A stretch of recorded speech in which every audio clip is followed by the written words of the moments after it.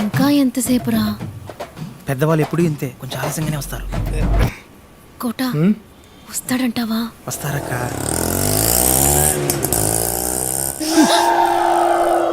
Auto.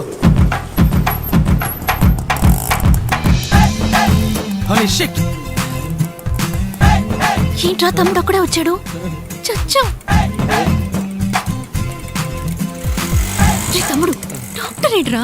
Operation అక్క, నేను వెళ్ళి కొంచెం అడ్జస్ట్ చేసి రమ్మన్నారు. Holy shit! సారీ సార్, మిమ్మల్ని కాదు సార్. అక్క కొట్టిచ్చానంటనా? నువ్వు చేసేదంట నీ మొహం. అకో, మా ఏరియా మంకళమ్మ వేడుకలో నేనక్క మిమిక్రీ. డాక్టర్ కి మళ్ళీ నేను మాట్లాడి మాయ చేస్తాను, నువ్వేం భయపడకు, మేనేజ్ చేసేద్దాం. ఇప్పుడు మహేష్ బాబులా మాట్లాడమ్మా. ఎవరు కొడితే దిమ్మ తిరిగి మైండ్ బ్లాక్ అవుతావు. ఇది రేడియో కాదు, TV. Welcome mister Bhargav. Hello sir. Mister Bhargav, your speech was wonderful in the conference. Thank you. ఎవరికి మీరు ఇంటర్వ్యూ ఇవ్వలేదు. ఎక్స్క్లూజివ్ గా మా ఛానల్ కి ఇంటర్వ్యూ ఇవ్వడానికి ఒప్పుకున్నందుకు we are very privileged. It's my pleasure. It's ours. మీరు మా ఛానల్ కి ఎలా యాక్సెప్ట్ చేశారు ఇది సార్? అంతకు మించి ఈ ఇంటర్వ్యూ కోసం ఈవెన్ నన్ను అప్రోచ్ అయిన విధానం నాకు బాగా నచ్చింది.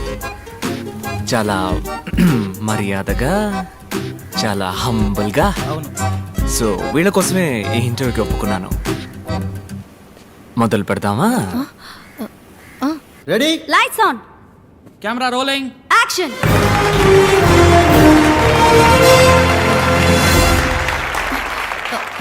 హాయ్ హాయ్ హాయ్, మీ అందరికీ సాధనా సాధకులు కార్యక్రమానికి స్వాగతం పలుకుతోంది మీ తార. ఇదే నా మొదటి show.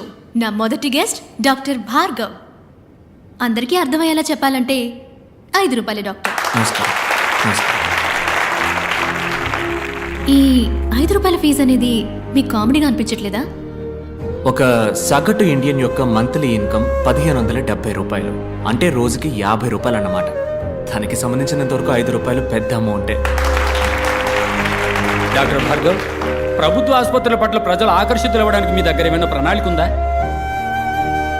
Chief minister, prime minister, రాష్ట్రపతి, governor, MP, MLA, IAS, IPS officer, సింపుల్గా చెప్పాలంటే ఆల్ గవర్నమెంట్ సర్వెంట్స్ గవర్నమెంట్ హాస్పిటల్స్లో మాత్రమే చేరాలి అన్న చట్టం తీసుకొస్తే అన్ని గవర్నమెంట్ హాస్పిటల్స్ అగ్రస్థానంలో ఉంటాయి. డాక్టర్ సార్, మీ కోల్డ్ ఫీవర్ వస్తే ఏ డాక్టర్ని మీట్ అవుతారు? ఏ మెడిసిన్ వేసుకుంటారు? డాక్టర్ సరళ 5వ తరగతి వరకే చదువుకుంది. మా అమ్మ, ఆవిడే మా ఫ్యామిలీ డాక్టర్. ఆవిడ పెట్టే మిరియాల రసమే మెడిసిన్స్లో కల్లా బెస్ట్ మెడిసిన్. డాక్టర్, అందరికీ ఉచితంగా వైద్య సేవలు అందించడం సాధ్యమేనంటారా? ఇట్స్ ఇంపాసిబుల్ అంటాను. ఏంటి సార్, ఉచితంగా టీవీ, గ్రైండర్, మిక్సీ, ఫ్యాను, ఓటుకి 5,000 రూపాయలు ఇచ్చే దేశం సార్ మన దేశం. మందులు మాత్రలు ఇవ్వదా ఏంటి? వైద్య రంగానికి సంబంధించి మన దేశం అగ్రస్థానంలో ఉందని మేధావర్గం అంటోంది. ఒక డాక్టర్గా మీరు అంగీకరిస్తారా? అగ్రస్థానం అని మీరు అంటున్నారు కనుక నేను కొంచెం సినిమా స్టైల్లో మన చిరంజీవి గారి ఠాగూర్లో చెప్పిన విధంగా చెప్తాను. వైద్య వృత్తికి వన్నె తెచ్చే డాక్టర్స్ని 34 దేశాలకి పంపించిన లిస్టులో ఇండియాది మొదటి స్థానం. కానీ అదే సమయం తమ దేశ ప్రజల కోసం ఉన్నతమైన వైద్య సేవలు అందించే దేశాల లిస్టులో ఇండియాది 112వ స్థానం. ప్రాపర్ మెడికల్ క్వాలిఫికేషన్ లేని డాక్టర్స్ మాత్రమే మన దేశంలో 57.3%. ఒక సంవత్సరంలో ఇండియాలో జరిగే మెడికల్ ఎర్రర్స్ మాత్రం ఎన్నో చెప్పనా? 52 లక్షలు. 120 కోట్ల మంది జనం ఉన్న ఈ దేశంలో కేవలం 120 మందికే వైద్యం అందుతుంటే అగ్రస్థానం అని ఎలా అనగలం? వైద్య రంగంలో అతిపెద్ద స్కామ్ గా మీరు ఏదనుకుంటున్నారు డాక్టర్? Medical checkup. మీలో ఎంతమంది నార్మల్గా ఉన్నారో చేయొద్దండి. ఒకే ఒక్కసారి మెడికల్ చెకప్కి వెళ్ళారండి, ఒక్కళ్ళు కూడా నార్మల్ అని చెయ్యెత్తరు. నార్మల్గా ఛేదించండి. నార్మల్గా ఉన్న వాళ్ళని పేషెంట్స్గా మార్చడానికి కార్పొరేట్ హాస్పిటల్స్ వాడే టెక్నికే medical checkup. Stop it. I am doctor Ramachandra. డాక్టర్స్నే కాకుండా వైద్య వృత్తిని అవమానించే విధంగా ఉన్నాయి మీ మాటలు. ఓ, డాక్టర్స్ అందరూ దుర్మార్గులే అన్నది మీ ఉద్దేశమా? ఖచ్చితంగా కాదు డాక్టర్. వందలాది మంది మంచి డాక్టర్స్ మధ్య వైద్య వృత్తిని వ్యాపారంగా మాత్రమే చూసే ఓ 10 మంది డాక్టర్స్ ఉండడం సహజం. వాళ్ళందరికీ నా సమాధానం కొంచెం కోపాన్ని తెప్పిస్తుంది. మీ కోపం వచ్చిందా? డాక్టర్, మీరు ఇంతవరకు ఎందుకు పెళ్లి చేసుకోలేదు? నేను నా డ్రీమ్ని ఇంకా ఫుల్ఫిల్ చేసుకోవాలా. అది కాకుండా ఈ 5 రూపాయల డాక్టర్ని ఎవరు పెళ్లి చేసుకుంటారు చెప్పండి? పోనీ ఒకవేళ ఎవరికైనా నచ్చితే తప్పకుండా వాళ్ళని పెళ్లి చేసుకోవడానికి సిద్ధంగా ఉన్నాను. అటువంటి అమ్మాయి మీకు దక్కాలని మేమందరూ వేడుకుంటాం. ఇదే ఆఖరి ప్రశ్న. What is your dream doctor? ఉన్నతమైన వైద్యం, అందరికీ ఉచితం. అదే నా dream. Thank you doctor, it was a great interview. అద్భుతంగా సమాధానం చెప్పారు. చక్కని సమాధానం, చక్కని ప్రశ్నకి దక్కిన బహుమానం. మళ్ళీ వచ్చే వారం సాధనా సాధకుల కార్యక్రమంలో కలుసుకునేంత వరకు మీ నుంచి సెలవు కోరుకుంటోంది మీ తారా.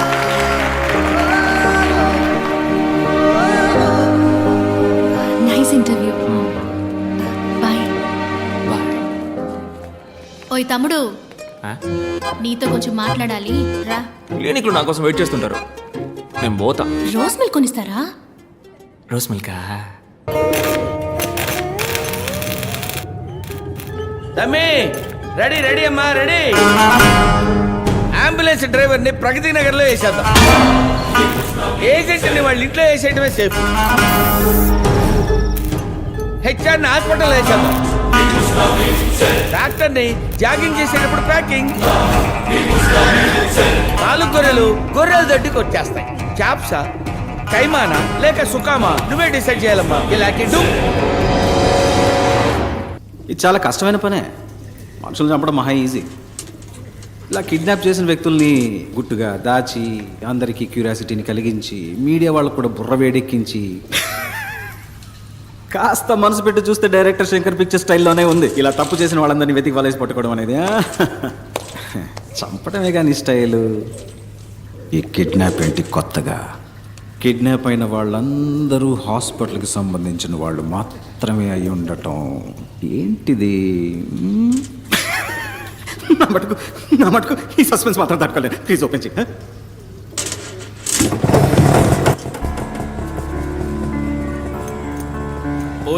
వస్తున్నానన్నా. హాయ్. అన్ని తీసుకున్నావమ్మా? తీసుకున్నానన్నా. కూర్చో కూర్చో. బాయ్ అమ్మా. బాయ్.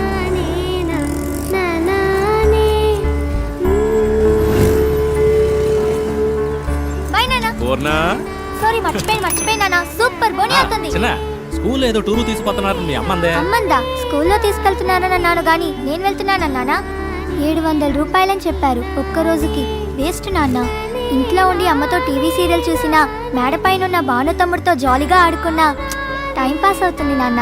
నన్ను చదివించడానికి నువ్వెంతో కష్టపడుతున్నావు. అందులో ఈ ఖర్చు ఎందుకు చెప్పు నాన్న? అయ్యో పెద్ద మనిషి. ఇందా ఈ 200 రూపాయలు టీచర్కి ఇచ్చి టూర్కి వెళ్లే లిస్ట్ లో పేరు ఇవ్వు. ప్లీజ్ వద్దు నాన్న. తీసుకోమ్మా. రాత్రంతా బండి తోలితే 500తో తెల్లారి నీ కళ్ళ ముందు ఉంటాను. బాయ్ అమ్మా. మా మంచి నాన్న. బాయ్.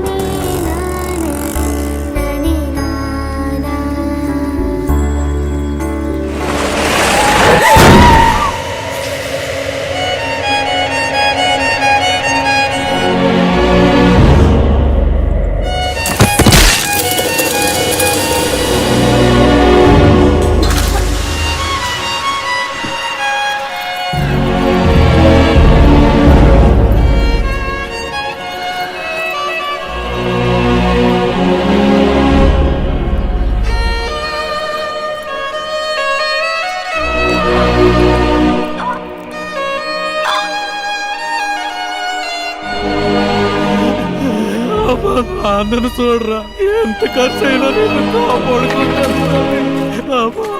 నాన్నను చూడరా.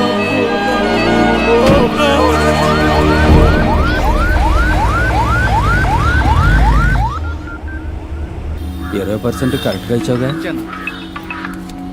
చెప్పరా గణేష్ అన్న 12 ఏళ్ళు స్కూల్ పిల్ల లారీ కింద పడి స్కల్ ఇంజరీ. ఏ ఆసుపత్రికి తెమ్మంటావు?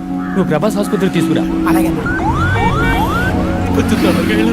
పోతాన్నా తలాడకుండా పట్టుకున్నా. అయ్యో రక్తం కారిపోతా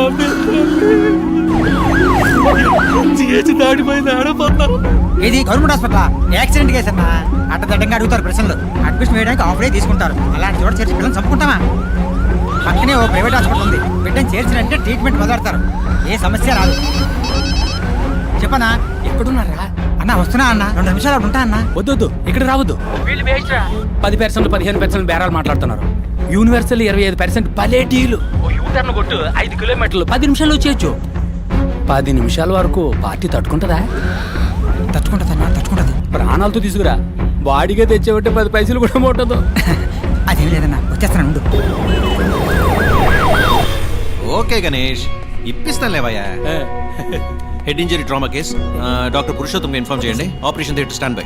అమ్మా మీరు ఇమీడియట్ గా ఎంట్రన్స్ కు స్ట్రెచర్ పంపించండి. 5 నిమిషాలు అంబులెన్స్ వస్తుంది.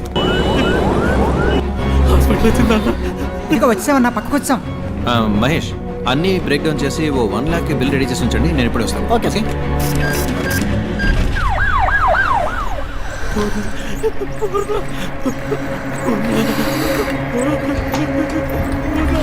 సార్ రండి సార్. సార్, ట్రామా కేసులో మన హాస్పిటల్ నెంబర్ 1, 95% సక్సెస్ రేట్. మీ అమ్మాయి ప్రాణాలు తప్పకుండా కాపాడతాం, దిగులు పడకండి. ఏడవకండి, మేమున్నాం. ఏం పని చేస్తుంటారు? ఆటో డ్రైవర్ని సార్. ఓహో, పిల్ల పేరు మీద మెడికల్ ఇన్సూరెన్స్ ఏమైనా ఉందా? ఓకే, పర్వాలేదు. మహేష్, వీరిని తీసుకెళ్ళి అడ్మిషన్ వేయించుకురా. సార్, మీ దగ్గర ఎంత ఉందో దాన్ని ముందు కట్టి మీ అమ్మాయి పేరు ఓ అడ్మిషన్ వేయించుకురండి. నేను వెళ్ళి డాక్టర్తో మాట్లాడేస్తాను. ఏం దిగులు పడకుండా వెళ్ళండి, మేమున్నాం. ధైర్యంగా వెళ్ళండి. ఎలా ఉంది డాక్టర్? Too late. 10 నిమిషాల ముందు తీసుకొచ్చుంటే ఇంత కాంప్లికేషన్ అయి ఉండేది కాదు. స్కల్ బ్రేక్ అయింది. సర్జరీ మనం చేయొచ్చు, బట్ యూస్లెస్. ఆపరేషన్ చేద్దామన్నారు కదా డాక్టర్, చేయండి. వేస్ట్ కుమారు, బతకదు.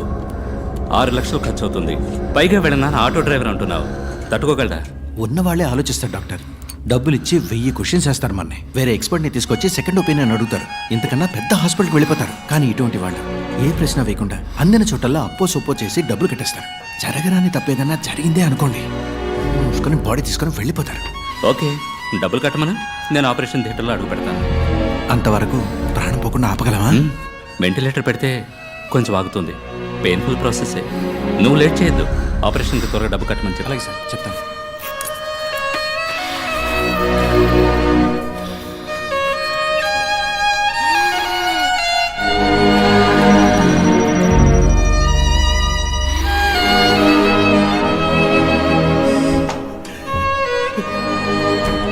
కంగారు పడద్దు. ఓ సర్జరీ చేయాలి. చేస్తే అమ్మాయిని ఖచ్చితంగా కాపాడచ్చని డాక్టర్ చెప్పారు. లేదంటే కష్టం అన్నారు. ఏడవద్దు. ఆపరేషన్కి 6 లక్షల రూపాయలు అవుతుందన్నారు. మీ పరిస్థితి నేను వివరంగా చెప్పాను. మీరు మీ అమ్మాయిని వేరే హాస్పిటల్కి తీసుకెళ్లి చేర్చాలనుకుంటే చేర్చచ్చు. కానీ ఇప్పుడు అది అడ్వైజబుల్ కాదని, రిస్క్ అని డాక్టర్ అంటున్నారు. చెప్పండి, ఏం చేద్దాం? నా కూతుర్ని ఒకసారి చూడొచ్చా సార్? భలేవారే.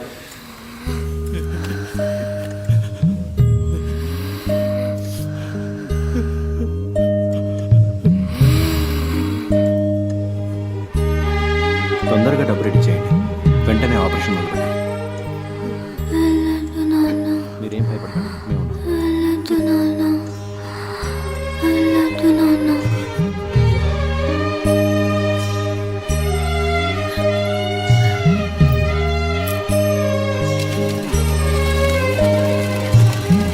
ఓకే, అవును సార్, మొదలెట్టచ్చు. సార్, మీరు చెప్పినంత డబ్బు కట్టేశాను సార్. ఆపరేషన్ పూర్తయ్యాక 1.5 లక్ష కట్టేస్తాను సార్. తెలుసు, మీరు కడతారని నాకు తెలుసు. పాపని ఆపరేషన్ థియేటర్కి తీసుకెళ్లారు. ఏం దిగులు పడకండి, మేమున్నాం.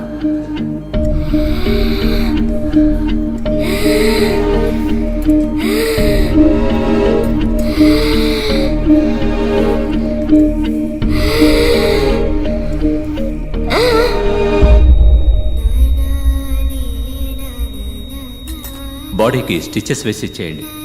పిల్ల పేరెంట్స్తో నేను మాట్లాడతాను.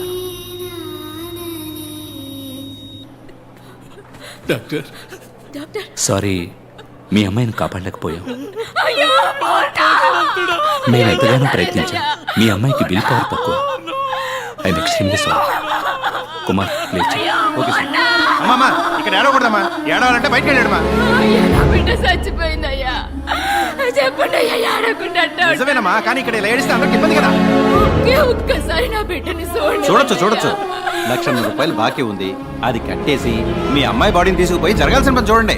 ఇది న్యాయం కాదు సార్. ఇది న్యాయమే కాదు సార్. చచ్చిపోయిన బిడ్డని కాదవాడనే చూడకూడదన్నా ఇదే న్యాయం సార్. నేను మీ బిడ్డను చూడకూడదని లేదండి. మీరు చూడకూడదనడానికి నేను అంత మనసు లేనివాడిని కాదు. మీరు డబ్బు మొత్తం కట్టి బాడీని తీసుకుంటేనే కానీ అంటుంది. అయ్యో, అది పుట్టగానే నా మామే బాబు చూసింది. ఏమో చెప్పితే చెప్పి విసిరించకమ్మా. చూడమ్మా, డబ్బు కట్టేసి నా బిడ్డ సవాల్కి బేరం మాట్లాడుతున్నావా? ఇక్కడే ఉంచుకోయ్యా. తట్టుకోలేకపోయింది. నా బిడ్డ మాట్లాడుతున్నా ఒక్కసారి చూడండి. మిగతా డబ్బు తప్పకుండా తెచ్చుకెళ్తాను. ఈశ్వరి,